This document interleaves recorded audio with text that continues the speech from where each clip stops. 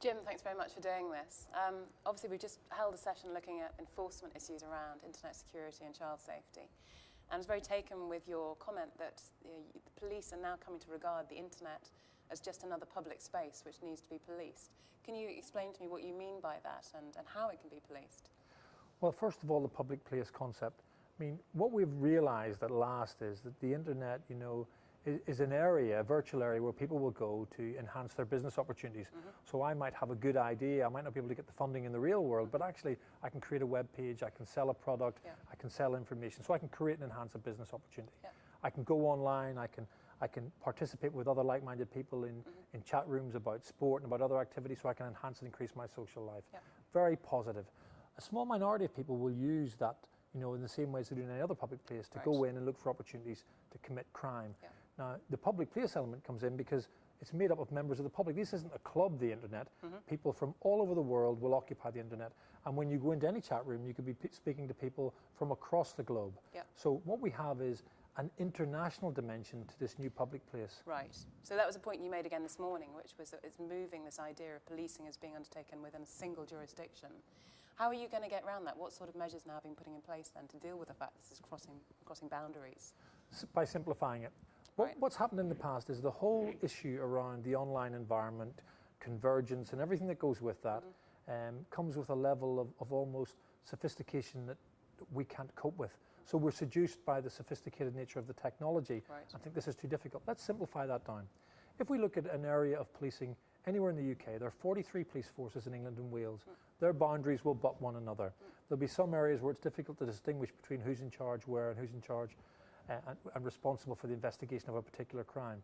In those areas, you have to come to service level agreements, mutual understanding about who will do what and when, how you'll provide support to a small force, for example, if they're dealing with a major incident. So if you take those principles and apply them in the international environment, it's simply about saying, okay, if this is a global issue, how many global colleagues can we bring to the table? How can we share responsibility?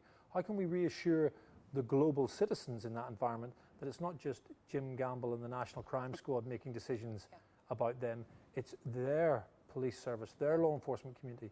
This isn't about arresting people, this is about reassuring people that they have a means by which they can be better informed, better educated, and a means by which they can report from the environment to a police service or law enforcement agency that can have some action taken for them in their jurisdiction. Right, and this is where the virtual global task force comes in? Absolutely. Okay, so who are members of that? Well, what we did when we decided to create it, we thought it would be lovely to have everybody, but that's not possible. Sure. So let's look at the partners that we deal with on a day-to-day basis around drugs and human trafficking. And people, when I say the list, when I outline the list, I will say, well, that's very kind of, white Anglo-Saxon and English speaking. And that's not the intention. This is going to be holistic. This is going to be something which is absolutely inclusive. But to start off with, we started off with the Australian Federal Police with whom we work. Obviously the National Crime Squad being a principal partner here in England. With the Royal Canadian Mounted Police and with the Department of Homeland Security in the US. And also Interpol, because Interpol gives us access to nearly 200 other law enforcement agencies. So we work with them already, we have a dialogue with them already, there's no language issues. We brought them together and said, look, we're all facing these problems. How can we collectively deliver a solution?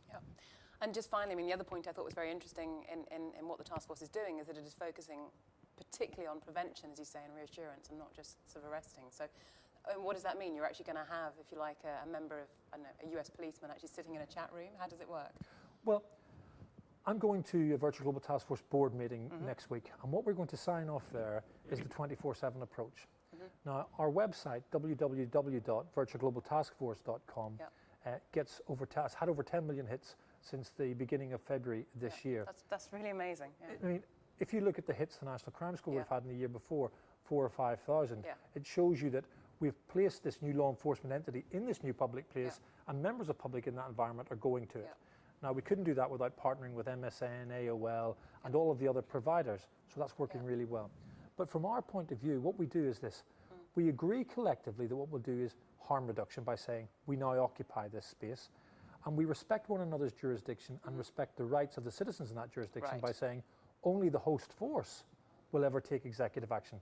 But if you go on tonight and you're approached by someone or one of your children, you can go to our website that I've already outlined, and you'll be directed to a page which explains to you what you should look for and what you should capture if you think that there's a criminal offence taking place.